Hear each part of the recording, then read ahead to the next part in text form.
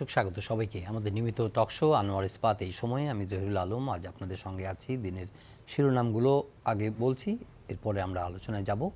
আজকে প্রধান শিরোনামগুলোর মধ্যে রয়েছে যে খালেদা জিয়া বেঁচে থাকুক, সরকারের সেই ইচ্ছা নেই, অভিযোগ করেছেন বিএনপি মহাসচিব মির্জা ফখরুল ইসলাম আলমগীর। 5 দিনের কর্মসূচি ঘোষণা করেছেন। রাজনৈতিক দলগুলোকে পরস্পরের প্রতি শ্রদ্ধাবোধের সংস্কৃতি গড়ে তোলার আহ্বান জানিয়েছেন রাষ্ট্রপতি সংসদে। প্রধানমন্ত্রীও বক্তব্য রেখেছেন, 4টি প্রস্তাব দিয়েছেন। গোয়েন্দা তথ্য পরের ধাপের ইউপি নির্বাচনে সহিংসতা এড়ানোর চেষ্টা করা হবে, তবে নিশ্চয়তা দেওয়া সম্ভব নয় যে নির্বাচনে আর সহিংসতা হবে না বা নির্বাচনে সহিংসতা হবে না এমন কোনো গ্যারান্টি নেই, এটি বলেছেন চিফ ইলেকশন কমিশনার। এটি মূলত দিনের প্রধান শিরোনাম। অন্যান্য প্রসঙ্গ যেমন নটরডেম কলেজের একজন ছাত্র আজকে নিহত হয়েছেন গাড়ি চাপায়, এ নিয়ে প্রতিবাদ বিক্ষোভ আছে। ছাত্ররা হাফ পাসের জন্য রাস্তায় বিক্ষোভ করছে, আন্দোলন করছে। পোশাক শ্রমিকদেরও এক ধরনের সড়কে অবরোধের ঘটনা আছে। এই প্রসঙ্গগুলো থাকবে, সমসাময়িক অন্যান্য প্রসঙ্গ। শুরুতেই দুজন অতিথি স্টুডিওতে এসেছেন আমাদের সঙ্গে আজকে, পরিচয় করিয়ে দিচ্ছি। রয়েছেন অ্যাডভোকেট আফজাল হোসেন, সাংগঠনিক সম্পাদক বাংলাদেশ আওয়ামী লীগ, স্বাগত আপনাকে। রয়েছেন ডক্টর আসাদুজ্জামান রিপন, বিশেষ সম্পাদক বিএনপি, স্বাগত আপনাকেও। শুরু করতে চাচ্ছি বিএনপির 5 দিনের কর্মসূচি, যেটি মির্জা ফখরুল ইসলাম আলমগীর বলেছেন এবং তার স্বাস্থ্য নিয়েও কথা বলেছেন। ক্রিটিক্যাল এমনই বলা হচ্ছে, ওনার শরীরের অবস্থা খুবই নাজুক এবং মনে হয় আন্দোলন বা কর্মসূচিগুলো দেওয়া হচ্ছে ওনাকে চিকিৎসার জন্য বিদেশে পাঠানোরই একটা দাবি, এটি মূলত যা বোঝাচ্ছে। আপনি যদি একটু শুরু করেন বিষয়টি। ধন্যবাদ আপনাকে। অত্যন্ত দুঃখ ভারাক্রান্ত মন নিয়ে আপনার স্টুডিওতে এসেছি। আমাদের পার্টির চেয়ারপারসন বেগম খালেদা জিয়া, আসলে উনি তো আমাদের দলীয় প্রধান ঠিকই আছে, but at the same time আমাদের সময়ের ওনার সাথে সম্পর্ক ভিন্ন ভিন্ন ধরনের। ওনার রাজনীতির একেবারে শুরুতে 80s এরশাদ সাহেব যখন ক্ষমতা দখল করলেন, সেই সময়টিতে আমরা ওনার পাশে ছিলাম। ওনার এই রাজনীতির যোগদান থেকে শুরু করে দেশনেত্রী হয়ে ওঠা, এই যে ট্রান্সফরমেশন, এই সময়টির পুরো 1 দশক আমি দলে যখন ছাত্র সংঘ যখন নেতৃত্বে ছিলাম, ওই সময়টিতে আমাদের অনেক সম্পর্ক, অনেক স্মৃতি, অনেক অনুভূতি, অনেক আবেগের ব্যাপার। আজকে আমাদের সেই নেত্রী যখন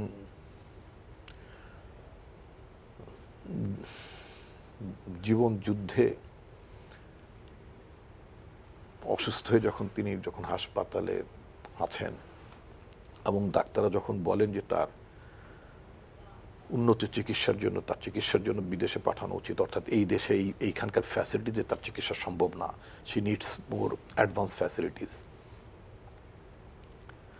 আমাদের নেত্রী সত্যিকার অর্থে মানে বিদেশে যাওয়ার যে একটা আকাঙ্ক্ষা থাকে বা অনেকে ইয়ে থাকে, উনি খুব বাইরের সফর টফরটা অনেক বেশি পছন্দ করতেন না। তো আমরা এবং রাজনৈতিক নেতা নেত্রী, একটা জিনিস মনে রাখতে হবে, রাজনৈতিক নেতা নেত্রীরা ইউনিভার্সালি আমি যেটা দেখেছি, সাধারণত তাদের অসুস্থতার জনসম্মুখে সেভাবে প্রকাশ করেন না, এটা কিন্তু সত্য কথা। কারণ কর্মীদের আশাকাঙ্ক্ষার ভরসাস্থলই হচ্ছেন একজন নেতা বা নেত্রী। তো তিনি যখন অসুস্থ হয়ে পড়েন, যখন তার কন্ডিশন, ফিজিক্যাল কন্ডিশন যখন ফ্রাজাইল হয়ে যায়, এই ধরনের একটা অবস্থা সাধারণত রাজনৈতিক সংগঠন, নেতা নেত্রীরা তাদের কর্মীদের সামনে তুলে ধরেন না। এটা সমস্ত জায়গায়। ইভেন সোনিয়া গান্ধী যখন অসুস্থ, যখন বিদেশে চিকিৎসা নেওয়ার জন্য গেলেন, তখন আমি পার্টির মুখপাত্র ছিলাম, আমি ওই অভিজ্ঞতাটি বলছি। তখন সোনিয়া গান্ধী তার দলের মুখপাত্রকে জিজ্ঞেস করলো যে ওনার শরীরের অবস্থা কি, ওনার কন্ডিশন কি।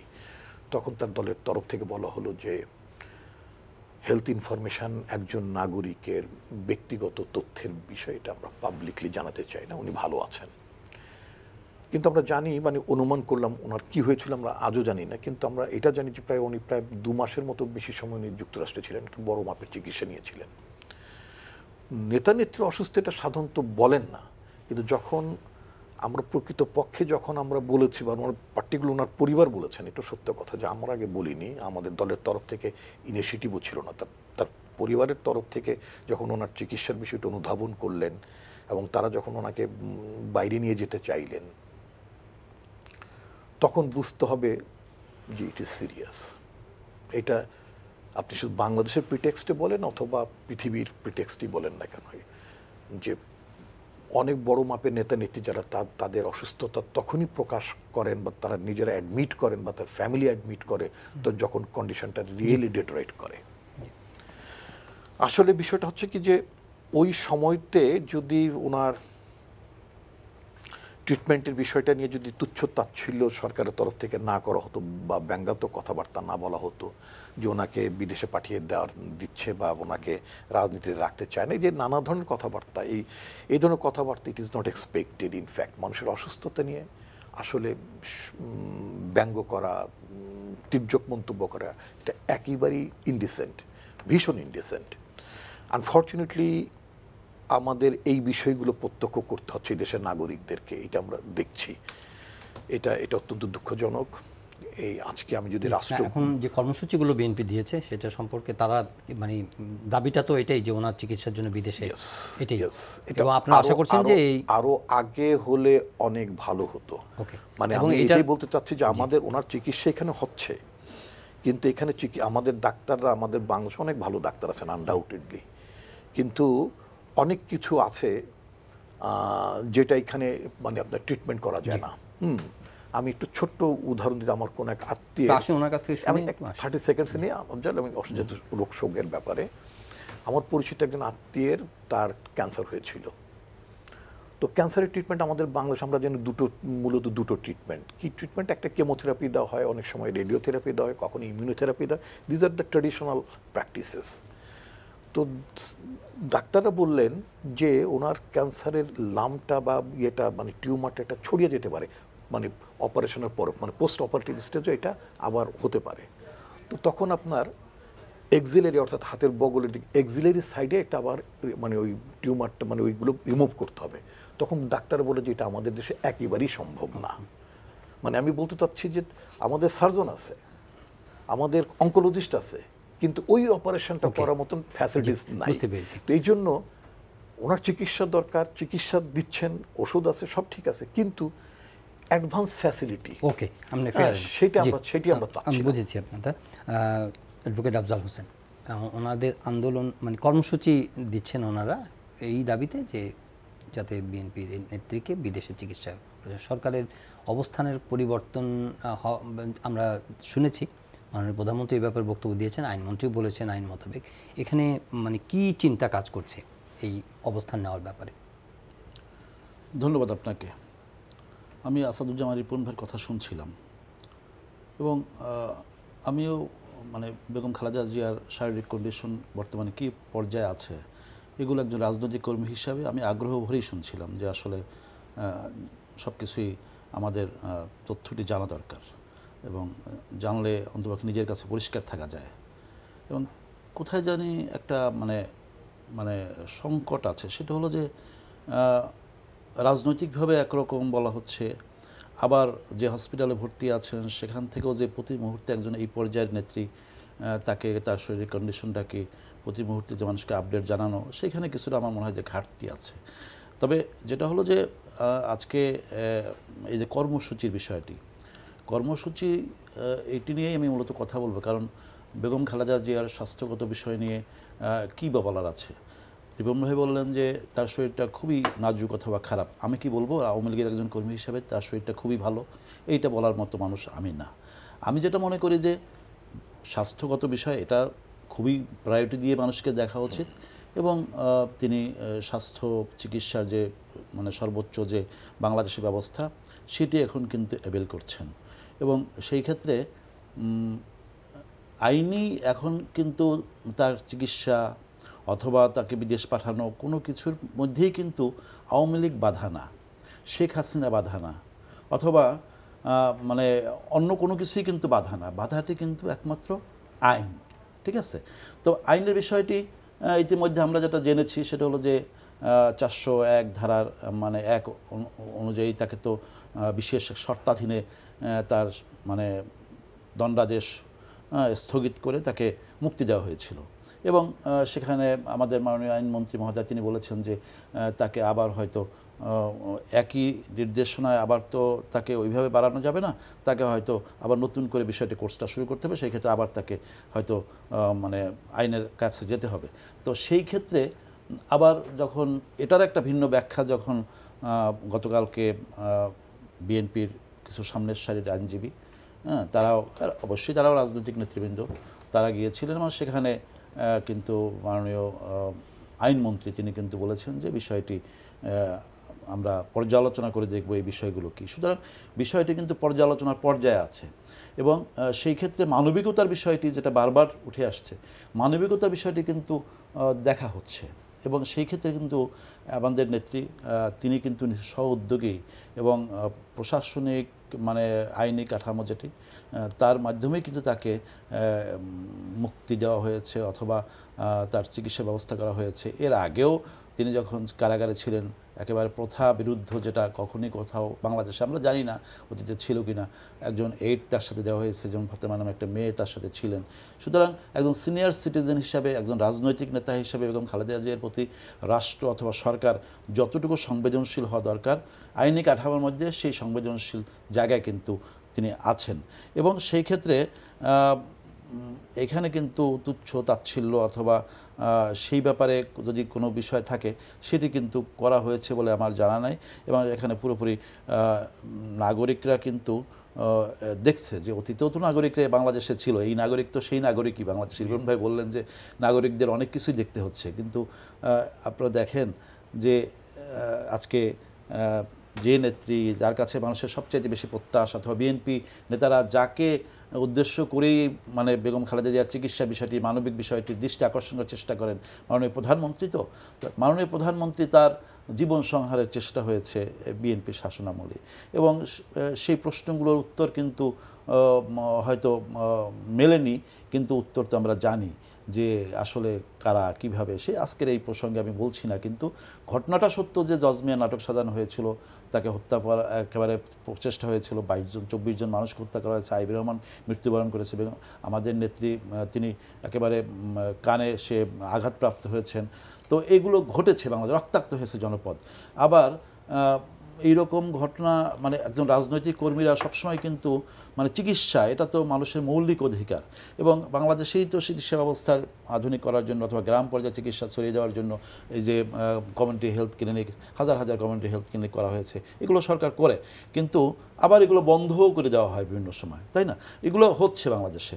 সুতরাং এই যে আবার দেখেন যে বাংলাদেশের আরও তো এরকম ভিআইপি মানে পেশেন্ট ছিল, মানে আমরা দেখেছি যে মোস্তাফিজুর রহমান সাহেব সামরিক মানে সেনাপ্রধান ছিলেন, তিনি কিন্তু অ্যারেস্ট হয়েছিলেন এবং তাকে কিন্তু আমরা দেখেছি যে হুইল চেয়ারে করে হসপিটাল মানে কোর্টে যেতে হয়েছে, হ্যাঁ, ওইভাবে কিন্তু চিকিৎসার সুযোগটিও ওইভাবে দেওয়া হয়নি। যাই হোক, তারপর আমরা মনে করি যে এখানে প্রতিহিংসার খোঁজার চেষ্টা করা হয়, কিন্তু আওয়ামী লীগ প্রতিহিংসার রাজনীতি করে না এবং আওয়ামী লীগ সবসময় প্রতিহিংসার রাজনীতির বড় ভিক্টিমই তো আমরা, কারণ আমরা তো বলতে গেলে এই দেখেন একেবারে একটা কারবালা ঘটে যায় আমাদের মানে আমাদের এই আওয়ামী লীগের উপর দিয়ে, তাই না? আমাদের জাতির পিতা বঙ্গবন্ধু শেখ মুজিবুর রহমান দেখেন মানে সেই ঘটনা, এটা কি আর বলবো যে একেবারে রাজনীতির সাথে বিন্দুমাত্র সংস্রব নাই, নারী শিশু তাদেরকে কীভাবে নৃশংসভাবে হত্যা করা হলো এবং তারই তো উত্তরাধিকার আজকে বঙ্গবন্ধু কন্যা দেশরত্ন শেখ হাসিনা। সুতরাং এই বাংলাদেশ রক্তাক্ত হোক অথবা অমানবিকভাবে কেউ কষ্ট পাক, এটা তার হাত দিয়ে হয় না, তিনি এটা বিশ্বাসও করেন না, করেনও না এবং সেই কারণে তার হাতে যতটুকু ছিল সেই ব্যবস্থাটি কিন্তু তিনি নিয়েছেন এবং তার মানে আইনের মাধ্যমে অথবা কর্মসূচি, আজকে যে 5 দিনের কর্মসূচি ঘোষণা করা হয়েছে, কোনো কর্মসূচিতে কিন্তু বেগম খালেদা জিয়া এই যে সরকারি আনুকূল্যে সে মুক্তি পায় নাই, এটা কিন্তু আমাদের নেত্রীর মানবিকতার কারণেই কিন্তু তিনি মুক্তি পেয়েছেন। সুতরাং এই জায়গাটা একেবারে আমি মনে করি আনকোশ্চেনেবল, হ্যাঁ। সুতরাং এখানে কোনো কোশ্চেন উত্থাপন করা যারা করার চেষ্টা করে আমি মনে করি ভুল। বেগম খালেদা জিয়া চিকিৎসা পাক, তিনি সুস্থ হয়ে উঠুক। একজন রাজনৈতিক কর্মী হিসাবে আমি সবচেয়ে আগে মনে করি তার সুস্থতা নিয়ে আমরা কোনো রাজনীতি করি না, রাজনীতিটা হলো ওইখানেই, সেটা হলো এই যে রাজনৈতিক কর্মসূচি দিয়ে মাঠ ঘোলা, দেখেন বেশ অনেকগুলো ঘটনা বাংলাদেশে ঘটছে। আমি দেশের বাইরে মানে আমি গ্রামের দিকে ছিলাম, কিছু মানে স্থানীয় সরকার নির্বাচন আছে এই সকল কারণে। আমি ঢাকা শহরে এয়ারপোর্ট দিয়ে নামার পরেই আমি বাসায় যেতে অনেক ঘন্টা সময় লাগলো। আমি জানতাম না যে ঢাকা শহরে এরকম ছেলেপেলেরা রাস্তায় নেমে এসেছে, তারা গাড়িগুলো আটকে দিচ্ছে, ভাঙচুর করছে, গাড়ি ভাঙচুর করছে। পাশাপাশি দেখেন যে এই যে এই হাফ পাস নিয়ে ঘটনাটা, আবার দেখেন আপনি বললেন যে পোশাক শ্রমিকরা রাস্তায়, আবার এই 5 দিনের কর্মসূচি, সব কিছুই যেন মনে হচ্ছে যে কোনো একটা সুতোর টানে বোধহয় কিছু একটা হচ্ছে। আমি যেটা মনে করি যে স্বাস্থ্যগত বিষয় এটা ওভাবেই দেখা উচিত। এখান নিয়ে রাজনীতিটা করতে গেলে রাজনীতির জবাব কিন্তু রাজনৈতিকভাবেই হয়, কেউ কিন্তু বসে থাকবে না। ছাত্র বিক্ষোভের কথা একটু আলাপ করব। চিফ ইলেকশন কমিশনার ইউপি নির্বাচন নিয়ে কথা বলেছেন। তার আগে অ্যাডভোকেট আফজাল হোসেন যে কথাগুলো বললেন, ডক্টর রিপন আপনি এটা নিয়ে রাজনীতি করা হচ্ছে এরকম একটা অভিযোগ আছে, কিন্তু এটা স্বাস্থ্যগত বিষয়, এইভাবে কর্মসূচি দিয়ে এটা সমাধান আসবে না তারা মনে করছেন। আপনার কি কিছু বলার? ধন্যবাদ আপনাকে। আসলে কিভাবে হবে বিষয়টা আমারও জিজ্ঞাসা যে কিভাবে হবে। উনি অসুস্থ, ওনার পরিবারের তরফ থেকেই দাবিটা তোলা হয়েছিল। পার্টি যুক্ত হয়েছে আরও পরে, মানে অর্থাৎ পার্টি এখন এই দাবিটা পার্টিও করছে। তো আমাদের লেভেলে তো আমরা বারবার বলছি। তারপরে যেটা উনি যেখানে আছেন একটা বেসরকারি হাসপাতালে আছেন, সেখানকার হাসপাতাল ওনার চিকিৎসা একটা মেডিকেল বোর্ড আছে, ওনার জন্য না, অনেক ক্রিটিক্যাল পেশেন্টদের জন্য মেডিকেল বোর্ড গঠন হয়, ট্রেডিশনালি ডাক্তাররা করে থাকেন। সেই মেডিকেল বোর্ডের তরফ থেকে খুব ক্যাটেগরিক্যালি অ্যাডভাইস করা হয়েছে পেশেন্টের ফ্যামিলিকে যে আমাদের যতদূর সম্ভব আমরা চেষ্টা করছি, কিন্তু ওনার বেটার ট্রিটমেন্টের জন্য, ওনার লাইফ সেভিং ট্রিটমেন্টের জন্য মোর অ্যাডভান্স ফ্যাসিলিটিতে ওনাকে ট্রান্সফার করা উচিত। এর বেশি তো তারা কিছু বলতে পারবে না, বিকজ উনি তো কোনো গভর্নমেন্ট হসপিটালে নেই যে আর একটা বড় হাসপাতালে ওনাকে মানে পাঠানো যেতে পারে বা এর চেয়ে ভালো ব্যবস্থা বাংলাদেশে আছে। আমি একটু উদাহরণও টানলাম কিন্তু আপনাকে। আমাদের দেশের রাষ্ট্রপতি তার চোখ পরীক্ষা করার জন্য বিদেশে যেতে হয়, প্রধানমন্ত্রীও তার চিকিৎসা বা চেক আপের জন্য বাইরে যান। আমি বলছি না যেতে পারবেন না, তা না। বিষয়টা কি এটা যে বন্দি হলে তার চিকিৎসা বাইরে হবে না, বন্দি না থাকলে তার চিকিৎসা বিদেশে হতে পারে বা বাইরে হতে পারে, বিষয়টা এটা না। আমাদের সংবিধানের আর্টিকেল 32-তে খুব ক্যাটেগরিক্যালি বলা আছে জীবন রক্ষার চিকিৎসার অধিকার বলতে সকল নাগরিকের প্রশ্নটা আমি তুললাম। এখন কথা হচ্ছে যে উনি যেটা বলেছেন যে মানে স্টুডেন্টরা আন্দোলন করছেন বা কি গার্মেন্টসের শ্রমিকরা তারা কথা বলেছেন মানে কি মানে তারা রাস্তায় নেমেছেন অর্থাৎ তাদের দাবি নেওয়ার কথা বলছেন। আমরা তো আমাদের কর্মসূচি আরো অনেক দিন ধরেই করছি, মানে আমরা বারবার বলছি, আমাদের সংবাদ সম্মেলনে আমাদের পার্টির মহাসচিব এভরিডেই বলছেন। আমরা গণ অনশনের মতো একটা মানে কর্মসূচি করেছি, মানে এই বিষয়ে আমি সারাদিন 8 ঘন্টা না খেয়ে থাকলাম, তাতে সরকারের কি যায়? আমার কর্মীরা আমার ফেসবুক ওয়ালে লিখেছে তারা যে আপনি সকাল 9টা থেকে বিকেল 4টা পর্যন্ত না খেয়ে গণ অনশনে অংশ নিলেন, তাতে what comes and goes to government? সরকারের কি যায় আসে তাতে? সরকার থেকে যায় আসে না, তা আপনি না খেয়ে থাকেন। বাট এটা ট্র্যাডিশনের একটা প্রতীকী বিষয়, যেটা আমরা ওনার শারীরিক অসুস্থতার প্রতি আমরা সংহতি জানালাম।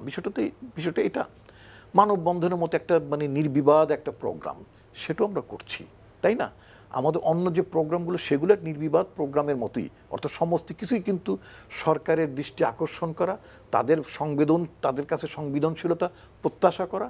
এবং আমাদের পার্টির মহাসচিব খুব ক্যাটেগরিক্যালি বলেছেন যে আমরা ওনার অসুস্থতা নিয়ে মানে আমরা শুধুমাত্র আপনাদের কাছে আমরা নিবেদন করছি, হ্যাঁ প্লিজ এটার মধ্যে আপনারা রাজনীতি যুক্ত করবেন না, মানবিকতার প্রশ্ন দেখান। পার্লামেন্টের 401 ধারা নিয়ে উনি কথা বলেছেন। 401 ধারা, উনি আইনজীবী মানুষ, 401 ধারায় কি আছে খুব ক্যাটেগরিক্যালি বলা আছে, সরকার ইচ্ছে শর্তাধীনে অথবা শর্তযুক্তভাবে যে কোনো লোককে মুক্তি সরকার দিতে পারেন, তার সাজা স্থগিত করতে পারেন। এটা হলো একদম মুদ্রা কথা। আইনমন্ত্রী পার্লামেন্ট খুব ক্যাটেগরি, আমাদের পার্লামেন্টের মেম্বারের প্রশ্নের উত্তরে তিনি বলেছেন, আমি কি কোথাও বলেছি, মানে এটা কিন্তু হেডিং আছে, আমি কি কোথাও বলেছি, মানে ল মিনিস্টার আনিসুল হক সাহেবের বক্তব্য, আমি কি কোথাও বলেছি যে 401 ধারা অনুযায়ী বিদেশে চিকিৎসা করা যাবে না? উনি আসলে বলেন নাই। আবার গতকালকে আমাদের আইনজীবীরা যখন প্রশ্নটা রেজ করেছেন তখন উনি বলেছেন, উনি মানে আমার কাছে মনে হলো, ছবিটা দেখে মনে হলো মানে খুবই আন্তরিক পরিবেশে প্রবাবলি তাদের আলোচনাটা হয়েছে। সেখানে উনি বলেছেন যে হ্যাঁ, আইনে যেমন এটা লেখা নাই যে মানে আইনে যেমন বলা আছে যে শর্তযুক্তভাবে শর্তহীনভাবে বাইরে মানে মুক্তি দেওয়া যেতে পারে, আবার এটাও ঠিক আইনে কোথাও বলা নাই যে বাইরে যেতে পারবে। এখন আমি যদি পয়েন্ট তুলতে চাই, বাইরে যেতে পারবে এটা যেমন লেখা নাই, আবার বাইরে যাওয়া যাবে না সেটাও লেখা নাই। বিষয়টা হচ্ছে এটা description of the government. However since he is a মানে লয়ার, তার সামনে তো আমার আইনের ব্যাখ্যা দেওয়ার দরকার নেই। এটা মিন হোয়াইল 401 দ্বারা বাংলাদেশের মানুষ মুখস্থ হয়ে গেছে, এটা নিয়ে আমি আর বলতে চাই না। প্রেসিডেন্টের 426-এর একটা মানে ফৌজদারি এসে প্রেসিডেন্টের একটা ডিসক্রিপশন আছে।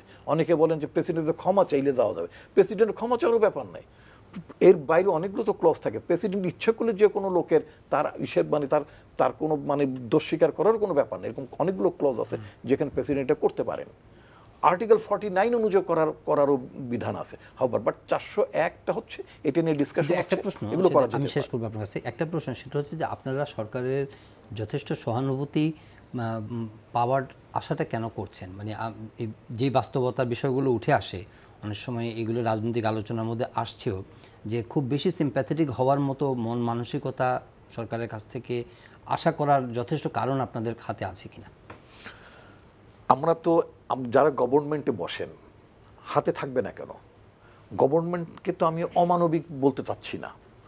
গভর্নমেন্টকে তো আমি এটা বলতে চাচ্ছেন, যেটা মানে গতকাল আইনমন্ত্রীর ভাষাটি যদি আমি কোট করি, উনি বলেছেন যে কাউকে মানে কিল করার মতো নীতি আমাদের নাই, আমরা কাউকে মানে তিনি এভাবে মারা যাক, তিনি মানে মৃত্যুর শিকার হন, এটা আমরা চাই না।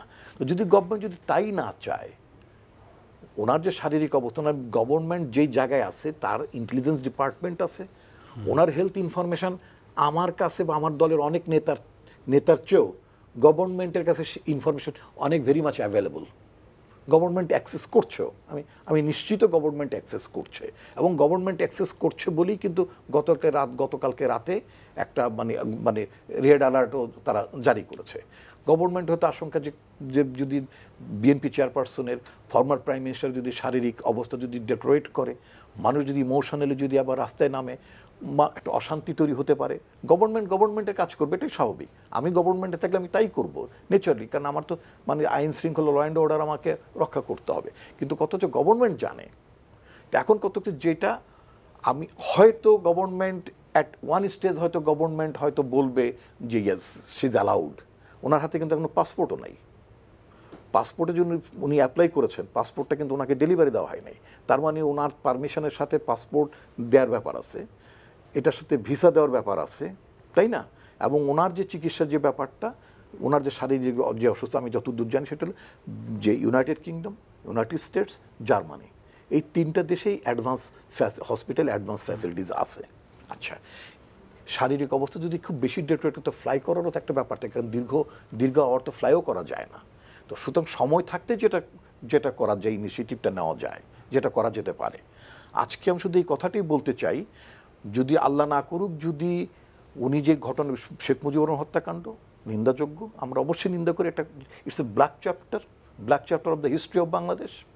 21শে আগস্টের যে ঘটনার কথা আমরা বারবার that is also black chapter of the history of Bangladesh. বাংলাদেশের রাজনীতিতে এই সমাজে যে ঘটনাগুলো ঘটেছে, এগুলো কোনো সুস্থ মানুষ এই ঘটনাগুলো, এই কাণ্ডগুলোকে কি কেউ মনে করে যে এটি ইতিবাচক দিক? নিশ্চয়ই না। কিন্তু কথা হচ্ছে যে যেমন মন্দিরের যে সাম্প্রতিককালে যে ঘটনাগুলো ঘটলো, তখন বিভিন্ন মহল থেকে বলে যে এর পেছনে সরকার ইন্ধন আছে, অমুক আছে, তমুক আছে, ইত্যাদি, সরকার করেছে, ইত্যাদি বিরোধী দলকে দমন করার জন্য নিপীড়ন সরকার করেছে, এ ধরনের অভিযোগ ছিল। You have heard it also, আপনি শুনেছেন। তখন ওবায়দুল কাদের সাহেব কি বললেন? আমি আমার সরকারকে ডিস্টেবিলাইজ করার জন্য, আমি স্ট্যাবিলিটি নষ্ট করার জন্য হোয়াই শুড আই ডু? যুক্তিসঙ্গত। 21শে আগস্টের মতো যে ঘটনাগুলো যখন ঘটেছে, at that time BNP was in power. BNP absolute majority নিয়ে, more than comfortable majority BNP at that time, BNP তখন ক্ষমতায়। বিএনপি নিজের সরকারে থাকা অবস্থায় তিনি রাষ্ট্রকে, সরকারকে, দেশকে একটা মানে স্থিতিশীলতার বিপরীতে একটা স্থিতিহীনতার কাজটা বিএনপি করবে, এটা তো কোনো যুক্তি না। সুতরাং এই যে কথাগুলো আমরা বলতে পারবো, অনেক অভিযোগ পাল্টা অভিযোগ, বাট ডেসপাইট দ্যাট আপনার নিশ্চয়ই মনে আছে যে এই যে 21শে আগস্টের ঘটনা নিশ্চয়ই 2014 সালের আগে ঘটেছে, নাকি ঘটেছে কিনা? ঘটেছে তো। 2014 সালে নির্বাচন আগে এই আওয়ামী লীগের সভাপতি, তিনি প্রধানমন্ত্রী থাকা অবস্থায় তিনি কি বলেন নাই যে আপনার নির্বাচনে আসেন, পররাষ্ট্রমন্ত্রী, স্বরাষ্ট্রমন্ত্রী কোনটা নেবেন, ইত্যাদি নেন? মানে আমি বলছি despite everything, all scary incidents, আমি আমি একটু ইয়ে করি, জি, শেষ করুন। পলিটিক্যাল পার্টিগুলো কি করে, পলিটিক্যাল পার্টিগুলোর মধ্যে তাদেরকে কম্প্রোমাইজ, নেগোশিয়েট, রিকনসিলিয়েশন করতে হয় পলিটিক্যাল পার্টি। রিকনসিলিয়েশনের জন্য সেরকম এনাফ স্ট্রেংথ আপনাদের? আমি আজকে বলছি, আজকে যে আমাদের রাষ্ট্রপতি আজকে পার্লামেন্টে যে বক্তব্যটা রেখেছেন, সেখানে তিনি কিন্তু ঐক্যের কথা বলেছেন, এবং ঐক্যের তো একটা ঐক্যের কথা বলছেন, কতগুলো ভালো ভালো ঐক্যের কথা বলেছেন, সুশাসনের কথা বলেছেন, তাই না? তো আজকে সেই জায়গা থেকে we can engage in the মানে কোয়ার্লিং ম্যাটার, এগুলোর মধ্যে আমরা এগুলো এনগেজ হতে পারবো। উনি আমার কথাগুলো উত্তর দিতে পারবেন, ওনার কথার উত্তর আমি দিতে পারবো, but what is the end, এটার সলিউশনটা কি? আমরা কি আমরা এই জায়গা থেকে আগাবো? জনাব আফজাল হোসেন, আগাতে তো হবে, এটা তো সত্য। ওনার সেন্টিমেন্টের আসলে মানবিকতার বিষয়টি যে ঘুরপাক করে আসছে, মানবিকতা মানে কোথায় ছিল? আমরাও আসলে আলোচনাগুলো যখন হয় প্রচণ্ড রকমের ধাক্কা খাই যে এই তো সেই বাংলাদেশ, মানে 24 জন মানুষ মৃত্যুবরণ করলো 21শে আগস্ট, আমাদের নেত্রী মানে মিরাকালি বেঁচে গেলেন। একটা গ্রেনেড যদি ওই সময় পড়তো তাহলে আমাদের টোটাল আওয়ামী লীগ পরিবারটি কি হয়ে যেত আল্লাহ জানে। যাই হোক, তারপরের যে ঘটনা, এটি কি কোনোভাবেই মানবিকতার মধ্যে পড়ে? পার্লামেন্টে এ বিষয় নিয়ে আলোচনা করার জন্য যখন উত্থাপিত হলো, তখন কিন্তু আলোচনা করার সুযোগ পর্যন্ত দেওয়া হলো না। ইভেন তখন মানে এই যে বললেন যে এই যে অসুস্থ মানুষ তো আছে সমাজে, অসুস্থ রাজনীতিও আছে, অসুস্থ রাজনৈতিক দলও আছে, তা না হলে কেন এই প্রশ্ন আসবে যে মাননীয় প্রধানমন্ত্রী আজকে তিনি বেনিটি ব্যাগে করে সেদিন গ্রেনেড নিয়ে গিয়েছিলেন, আবার একেবারে সর্বোচ্চ জায়গায় যিনি ছিলেন বেগম খালেদা জিয়া, যিনি পার্লামেন্টে ছিলেন, এবং উনি প্রেসে বললেন যে পত্রিকায় আছে আপনারা দেখবেন যে ওনাকে আবার কে মারতে যাবে, একেবারে তুচ্ছ তাচ্ছিল্যভাবে এইভাবে কথা বলা হলো। সুতরাং এই বাংলাদেশে আজকে এই ঘটনাগুলো আমাদের প্রজন্মের মানুষদের দেখতে হয়েছে। আর 21শে আগস্টের পরেই তো এই ঘটনাগুলো ঘটছে। আর বন্দি হলে বাইরে যাওয়া যাবে না, অথবা বেগম খালেদা জিয়া বাইরে যেতে পারবেন কি পারবেন না, এগুলো আসলে এই পর্যায়ে আমাদের জায়গায় আলোচনার বিষয় না, কারণ এটি এখন একেবারে স্রেফ আইনের বিষয়, এবং এটি সরকার যদি আইনগতভাবে কোনো সুযোগ থাকে, মানে মিনিমাম যদি কোনো স্কোপ থাকে, তাকে সেই সুযোগ সরকার দিবে। এবং সেই ক্ষেত্রে আজকে ঐক্যবদ্ধ যে রাজনীতির কথা মাননীয় মানে মহামান্য রাষ্ট্রপতি বলেছেন, রিপন ভাই যেটি উল্লেখ করলেন, আসলে ঐক্যবদ্ধ বাংলাদেশ তো ঐক্যের সূত্র তো হয়েছিল 1971 সালে, সে বঙ্গবন্ধু নেতৃত্বে যখন দেশ যুদ্ধ করে স্বাধীন করে এই বাংলাদেশ হলো, এবং 30 লক্ষ শহীদ জীবন দিল, 2 লক্ষ মা-বোন সম্ভব হারালো, এবং তারপরেই তো ঐক্য সূত্রটা হলো যে মুক্তিযুদ্ধের চেতনা, একটা অসাম্প্রদায়িক গণতান্ত্রিক শোষণমুক্ত গণতান্ত্রিক কল্যাণমুখী রাষ্ট্রের যে অগ্রযাত্রা, কেন সেই যাত্রায় আমরা একত্রে থাকতে পারলাম না? কেন থাকতে পারলাম না? প্রশ্নগুলো তো আসে, কারণ থাকতে পারলাম না এই কারণে যারা মুক্তিযুদ্ধ বিরোধী শক্তি, তারাই একটা পর্যায়ে আবার ক্ষমতায় চলে আসলো, এবং হাত ধরে আসলো, বিএনপির হাত ধরে আসলো। সুতরাং এই যে বাংলাদেশ বিনির্মাণের যে একটা দার্শনিক ভিত্তি, সেই জায়গায় কোনোভাবেই এক থাকা গেল না। এবং এখন আপনি গাছের গোড়াটা কেটে দিয়ে গাছের মাথায় যতই আপনি পানি ঢালেন, মানে গাছটা কিন্তু ওই যে মরে যে গেছে, সেই গাছটা বাঁচানো যাবে না। আবার দেখেন যে এটা তো সেই বাংলাদেশ, যে বাংলাদেশে হত্যা, খুন, সন্ত্রাস, এই রাজনীতি বাংলাদেশে ডালপালা বিস্তার করেছে, এবং তার শিকার হয়েছে দেশের কত মানুষ। সুতরাং এই ঘটনাগুলো আছে। সুতরাং এই দেশে এগুলো দীর্ঘ আলোচনা, সেই আলোচনায় আমরা যাচ্ছি না। এখন যেটি হলো যে আপনি যে বিষয়টি বলছেন যে এই যে বাংলাদেশের রাজনীতি আবার একটা উত্তপ্ত পরিবেশ সৃষ্টি করার জন্য যে পরিবেশ সৃষ্টি করার চেষ্টা করা হচ্ছে, সুতরাং এইটা সৃষ্টি তো অতীতে এই রিহার্সাল বাংলাদেশে হয়েছে। এই যে আমি বেশ কয়েকটা বললাম যে এই যে পোশাক শ্রমিকদের এখানে মাঠে নামা, অথবা এই যে ছাত্রদের নামে যে বাস ভাড়া তো বাংলাদেশে এর আগেও এইরকম পরিস্থিতি ছিল অনেকদিন, কিন্তু হঠাৎ করে কেন? আবার বেগম খালেদা জিয়ার এই বিষয় নিয়ে এবার কয়েকদিনের কর্মসূচি, যাই হোক কর্মসূচি দিয়ে কিন্তু বেগম খালেদা জিয়া সরকার আনুকূল্য পেয়ে আজকে মুক্ত হয় নাই, বেগম খালেদা জিয়া মুক্ত হয় নাই। এখানে বঙ্গবন্ধু কন্যা দেশরত্ন শেখ হাসিনা তার মানবিকতার সর্বশ্রেষ্ঠ প্রমাণ দিয়েই কিন্তু এটা করেছেন, কারণ তার প্রতি অমানবিক আচরণ করা হয়েছে। আপনারা মানে আমি যেটা মনে করি যে এই যে সে এমন একটা জিনিস হয়ে দাঁড়িয়েছে, সেটা হলো যে মানে ভালো সমস্ত কিছুই, শুভ সমস্ত কিছু আমরা প্রত্যাশা করি বঙ্গবন্ধু কন্যা শেখ হাসিনার কাছে, কিন্তু আমরা সমস্ত কাজটাই করি মানে সমাজবিরুদ্ধ কাজ, অথবা যেটা মানুষ পছন্দ করে না সেই কাজ, অথবা একেবারে অরাজনৈতিক কাজ, অথবা মানে জিহাংসামূলক প্রতিহিংসামূলক কাজ করি, কিন্তু সমস্ত ভালো কিছু আমরা চাচ্ছি মাননীয় প্রধানমন্ত্রীর কাছে, এবং মাননীয় প্রধানমন্ত্রী সেটি করছেন। কিন্তু কত আর ভালো করবেন উনি? উনি তো সেদিন বললেন যে আমার পক্ষে আর কত করা সম্ভব, আমি যেটা করেছি, আমাকে যারা হত্যা করতে চেয়েছে আবার আমি তাদের তো অনেকগুলো দেখিয়েছি। মহামান্য রাষ্ট্রপতি তিনি যে কথাটি বলেছেন যে ঐক্যবদ্ধভাবেই এই বাংলাদেশ বিনির্মাণের যে অগ্রযাত্রা, সেই পথে থাকতে হবে, যেতে হবে দেশের অগ্রগতির জন্য। সেই ক্ষেত্রে আমরা বলবো যে আজকে ঐক্যের যে বাধাগুলো কি, সেই জায়গাগুলো অনুধাবন করতে হবে, সেই জায়গায় আসতে হবে। হ্যাঁ, আপনি যেমন এই তো সেই বাংলাদেশ, এখানে কত রকমের ঘটনা দেখলাম আমরা, যে বঙ্গবন্ধু যার জন্ম না হলে আমরা স্বাধীনতা পেতাম না, এই দেশের আমরা বাংলায় কথা বলতে পারতাম না, দেশটা এগিয়ে যেত না, আমরা বিশ্বের দরবারে বাঙালি জাতি সেই পরিচয় পেতাম না। সেই মানুষটাকে যেদিন হত্যা করা হলো, সেই দিন দীর্ঘ বছর হঠাৎ করে আমরা দেখলাম যে জন্মদিনে উৎসব পালন করা হয়, বিকৃত উৎসব পালন করা হয়, এবং সেই উৎসবটি পালন করা হয়, সেটা একটা ফেক জন্মদিন পালন করা হলো এই দেশে। সুতরাং আমি জানি না বিএনপির রিপন ভাইয়ের মতো একজন সজ্জন রাজনৈতিক ব্যক্তি তিনিও এই জিনিসটি কীভাবে দেখবেন আমি জানি না, কিন্তু আমি এর মধ্যে কোনো যুক্তি খুঁজে পাই না, একমাত্র প্রতিহিংসা ছাড়া। কারণ আমি যেটা মনে করি যে একটা ভিন্ন রাজনীতির জন্ম হয়েছে বঙ্গবন্ধু হত্যাকাণ্ডের মধ্যে দিয়ে, সুতরাং সেই জন্মের উৎসবটি পালন করার মধ্যে দিয়েই আমি মনে করি যে এই জিনিসটি বাংলাদেশে হয়েছে। সুতরাং সেই জায়গায় আপনি কত ঐক্য খুঁজে পাবেন? একটা প্রশ্ন করে তারপর আমি ডক্টর আসিফুজ্জামান রিপনের কাছে যাচ্ছি। উনি একটা ইঙ্গিত দিলেন এর আগে যে পলিটিক্যাল অপোনেন্টসের প্রতি আপনার সহানুভূতি বলেন, অথবা ছাড় বলেন, অথবা রিকনসিলিয়েশন বলেন, আন্ডারস্ট্যান্ডিং বলেন, অথবা বিরোধিতা বলেন, অথবা রিভেঞ্জ বলেন, সব ধরনের অপশন আছে। এখন ধরেন যে বিএনপির এখনকার বাস্তবতায় তাদের প্রতি সহানুভূতি, তারা সেটা মনে করছে হয়তো যে তারা সহানুভূতি পাচ্ছে না, যেহেতু সরকার একটু শক্তিশালী অবস্থানে আছে। কিন্তু 2014-এর উদাহরণ উনি দিচ্ছিলেন যে সেই সময় কিন্তু বিএনপির সঙ্গে রিকনসিলিয়েশনের একটা সুযোগ সরকার নিয়েছিল, যে অফার করেছিল সরকারে আসার জন্য। এমনকি যে বিএনপির অবস্থানগতভাবে দুর্বলতার সুযোগ নিচ্ছে সরকার? না না, এটা একটা নির্বাচনে ওই সময় যেটা হয়েছে, সেই ক্ষেত্রে তো আমি বলবো যে দুর্বলতা অথবা সফলতা কি আছে, কিন্তু ঘটনা তো একটা ঘটেছে। সেটা হলো যে বিএনপিকে অফার দেওয়া হয়েছিল এবং বিভিন্ন রকমের মন্ত্রিত্বের কথাও বলা হয়েছিল, এবং সেই জায়গায় তো সেটি বিএনপি গ্রহণ করে নেয় এবং তা গ্রহণ না করার কারণে বিএনপি উল্টো সেই নির্বাচনকে প্রতিহত করার ঘোষণা দিয়েছিল, এবং প্রতিহত করার ঘোষণা দিয়ে তারা প্রতিহত করার চেষ্টা করেছে, কিন্তু সেই ক্ষেত্রে বিএনপি ব্যর্থ হয়েছে। সরকার সেই নির্বাচন যেভাবে পারুক উঠিয়ে নিয়েছে, এবং তখন বিএনপি অগ্নিসন্ত্রাস করেছে, মানুষ মেরেছে বিভিন্ন জায়গায়, মানে প্রশাসনের এমন কোনো স্টেজের লোক নাই, যেমন পুলিশ, আনসার থেকে শুরু করে অন্যান্য সাধারণ মানুষ, ইঞ্জিনিয়ার, অথবা রাস্তায় যাচ্ছে সেই রকম মানুষকে বাস পুড়িয়ে দিয়েছে। সুতরাং ঘটনাগুলো ঘটেছে। 500-র মতো নির্বাচনী অফিস, যেগুলো মানে নির্বাচনী ক্যাম্প, যেটা হলো মানে স্কুল ম্যাক্সিমাম গৃহ সরকারি, অথবা মানে তারই মাসুল দিচ্ছে আপনি বললেন। তো সেগুলোর তো মাসুল আমি বলবো না, মাসুল কথাটার মধ্যে এক ধরনের একটা মানে নেগেটিভ একটা ইয়া থাকে। আমি যেটা মনে করবো যে সমস্ত খেসারত না, এর একটা প্রতিক্রিয়া তো অবশ্যই আছে।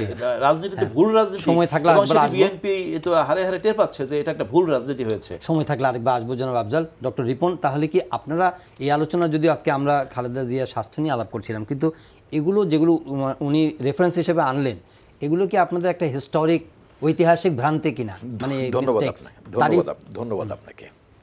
আপনার দর্শকদের উদ্দেশ্যে বলতে চাই, আমি চাই আমি ভুল প্রমাণিত হই, আমি চাই যে আমার প্রেডিকশন ভুল হোক বা আমার বোঝা ভুল হোক, আমি চাই সরকার জিতুক। তার মহানুভবতা বলেন, তার সহানুভূতি বলেন, তার মানবিকতা বলেন, এটা থাকুক। কিন্তু আপনার দর্শকদের উদ্দেশ্যে বলতে চাই, government is not going to allow Begum Khaleda Zia for treatment, করবে না। সেরকম ইঙ্গিত তো দেয়নি। আমি আপনার দর্শকদের সামনে অন রেকর্ড বলে গেলাম, government will not do it. কিন্তু আমি চাই যে আমার এই আশঙ্কা ভুল প্রমাণিত হোক। দেখুন, আপনি যেটা আপনি ওনাকে জিজ্ঞেস করলেন যে মানে এখন বিএনপি একটু বেকায়দা আছে বলে সরকার বেশি কঠোর। হ্যাঁ, বাংলাদেশের রাজনীতিতে যদি কেউ বেকায়দা থাকে তখন মানে তার প্রতিপক্ষ একটু কঠোর হয়। এটা তো আমাদের নিজেদের বেলায় আমরা দেখছি যে মানে হচ্ছে। তো আমি যে কথাটা বলতে উনি বলছেন যে মানে বিএনপির ব্যর্থতা বা মানে নির্বাচন 14 নির্বাচনের কথা বললেন যে বিএনপি পারে নাই, তারপর নির্বাচন। আসলে বিএনপি পারে নাই, বিএনপি মানে নির্বাচন ঠেকাতে ব্যর্থ হলো, ব্যর্থ তো বাংলাদেশ হয়ে গেছে। ব্যর্থটা বাংলা, ওই যে 14 সালে যে নির্বাচনটা হলো, এই যে আপনার মোর দেন 50% আসনে যে আপনার মানে আপনার কি বলে ইলেকশন ছাড়া একতরফাভাবে মানে আনকন্টেস্টেড পাস হয়ে গেল। ওই আবারও সেই সংবিধানের কথা বলতে হয়। বাংলাদেশের সংবিধানে কোথাও লেখা নাই যে 299 জন আনকন্টেস্টেড ইলেকশন অথবা 300 জন আনকন্টেস্টেড ইলেকশন হয়ে গেলে সেই নির্বাচন ফেয়ার কি ফেয়ার না, এটা বাংলাদেশের সংবিধানে লেখা নাই। But what hour common sense সেইজ, আমাদের বিবেক কি বলে, আমাদের সংবিধানিকে বলা নাই জনগণ তার ইচ্ছায় তার প্রতিনিধি নির্বাচন করবে, জনগণের ভোটাধিকারের কথা কি বলা নাই? তো we are violating our constitutional spirit. এক নাম্বার 2 হচ্ছে যে এরপর থেকে যে নির্বাচন হলো, সেই নির্বাচনের ধারাবাহিকতায় 2018-তে যে নির্বাচন হলো, বিবিসি থেকে শুরু করে ইন্টারন্যাশনাল মিডিয়া তারা ভিডিও দেখাই দিল যে কিভাবে দিনের ভোট রাতের বেলায় কিভাবে স্টাফিং হয়। এগুলো নতুন করে বিতর্কের বিষয়, এগুলো this are all proven evidence. আচ্ছা, এখন হচ্ছে বাংলাদেশ, আমেরিকার প্রেসিডেন্ট মিস্টার বাইডেন উনি নির্বাচিত হওয়ার পর একটা প্রমিস করলেন যে উনি ওনার নির্বাচনের যে তার 1 বছর পূর্তির পরে উনি গণতন্ত্র মনার দেশগুলোকে নিয়ে অথবা গণতন্ত্রকে এনকারেজ করার জন্য উনি একটা বড় মাপের মানে সম্মেলন করবেন। 104 বা 108টা দেশকে আমন্ত্রণ করেছে, বাংলাদেশ তার মধ্যে নাই। এখন কি এটা কি বাংলাদেশের অগ্রগতি? আজকে আমাদের সময় নাই, এটা কি বাংলাদেশের অগ্রগতি? না, এটা কি বাংলাদেশের অগ্রগতি? নিশ্চয়ই এটা বাংলাদেশের অগ্রগতি না। বাংলাদেশের প্রেসিডেন্ট পার্লামেন্টে আজকে যে বক্তব্যটা দিয়েছেন, বোধহয় আজকেই দিয়েছেন। আচ্ছা, তো আমি যতদূর জানি মানে আমার সীমিত জ্ঞান উপলক্ষে, আমি তো কখন পার্লামেন্টে যাই নাই, যাওয়ার সুযোগ আমার হয়নি। তা আমি যতদূর শুনেছি যারা এমপি সাহেব বা যারা, যে বাংলাদেশের প্রেসিডেন্টের ভাষণ মোস্ট অফ দ্য টাইম, অর্থাৎ প্রধানমন্ত্রীর কার্যালয় থেকে ভাষণটা লিখে দেওয়া হয়, সবসময় দেওয়া হয়। তো প্রেসিডেন্ট যে ঐক্যের কথা বলেছেন, সুশাসনের কথা বলেছেন, that is the expectation of the government, because প্রধানমন্ত্রীর কার্যালয় থেকে ঐক্য চাওয়া হচ্ছে। তাহলে এখন কি আমি জনগণকে বলতে চাই সেটা হচ্ছে কি যে এটা কি বলার জন্য বলা প্রেসিডেন্টের মুখ দিয়ে? ওনারা যদি ঐক্য চান ভালো কথা, ঐক্য যদি না চান সেটাও আলাদা কথা। কিন্তু বাংলাদেশের যে একটা স্ক্যারি বিষয়গুলো থেকে যাচ্ছে, বাংলাদেশে দুটো, ওনারা যেটা বললেন আমি এইভাবে শেষ করতে চাই, বাংলাদেশের রাজনৈতিক দলের মধ্যে তো আমরা কোনো ফেলনা দল না। হয়তো আমরা ওনাদের হামলা বা সরকারের প্রশাসনের চাপে দাঁড়াতে পারছি না, এটা সত্য। কিন্তু আমাদের একটা ভোট আছে, এটা বাংলাদেশে ওনারা গোপনে হলে স্বীকার করেন। সুতরাং এই জায়গাটা যদি বিভাজন থাকে এবং বিভাজনের মাত্রাটা বাড়তে চলে যায়, এটা আমাদের জন্য ওনাদের ভালো হবে না, কারোর জন্য ভালো না। এটা মাথায় রাখতে আমাদের সময় নেই। একেবারে রিপন ভাই যেটা বললেন যে সরকার তারা যেটা চাচ্ছেন এটা করবে না, কিন্তু তারা বিশ্বাস করতে চান যে সরকার করবে। সরকার যা করেছে, বঙ্গবন্ধু কন্যা যশোরত্র শেখ হাসিনা তিনি করেছেন বলেই কিন্তু বেগম খালেদা জিয়া বাসায় থেকে হসপিটালে চিকিৎসা নিচ্ছেন, বাংলাদেশের সবচেয়ে দামি হাসপাতালে চিকিৎসা নিচ্ছেন। এখন পরবর্তী না অবশ্যই সরকার বাধ্যতা। এবং আরেকটা জিনিস হলো যে এই যে বাংলাদেশে বঙ্গবন্ধু কন্যা যশোরত্র শেখ হাসিনার এই সময় যে নির্বাচন হয়েছে, সেই নির্বাচনের মাধ্যমেই কিন্তু এখন পর্যন্ত সরকার ধারাবাহিকভাবে উন্নয়ন কর্মকাণ্ডগুলো পরিচালনা করছেন। 15ই ফেব্রুয়ারি নির্বাচন তারা করেছিলেন, সেই নির্বাচনের পরে তারা টিকতে পারে না। কিন্তু বঙ্গবন্ধু কন্যা যশোরত্র শেখ হাসিনা তিনি যে নির্বাচনগুলো করেছেন, তার আমলে যে নির্বাচন হয়েছে, সেই নির্বাচন যদি এতই জনবিচ্ছিন্ন হতো তাদের কথা মতো, তাহলে কিন্তু সরকার টিকতে পারতো না, অথবা সরকার এতদিন এই উন্নয়ন কর্মকাণ্ডগুলো পরিচালনা করতে পারতো না। মানুষের আস্থা বিশ্বাস আছে বলেই কিন্তু সরকারটি এগিয়ে যাচ্ছে। আর বাইডেন ওখানে কোনো আমন্ত্রণ জানায় নাই, ওটা একটা এনজিওর মাধ্যমে আমন্ত্রণ জানানো হয়েছে, সেখানে বিভিন্ন দেশ অংশগ্রহণ করেছে। বাংলাদেশকে আমন্ত্রণ জানানো না জানানো এটা ওই সংগঠনের ব্যাপার, তাদের ব্যাপার। কিন্তু এর অর্থ এই না যে সেখানে আমন্ত্রণ না পেয়ে বাংলাদেশ মানে গণতন্ত্রহীন হয়ে গেছে। আর যেটা হলো জাতীয় ঐক্য, সেই ঐক্য অবশ্যই বাংলাদেশে আছে। আমি জাতীয় ঐক্য বলতে রাজনৈতিক দলের বিএনপি, জামাত, আওয়ামী লীগের ঐক্য চাই না, আমি চাই মানুষের ঐক্য।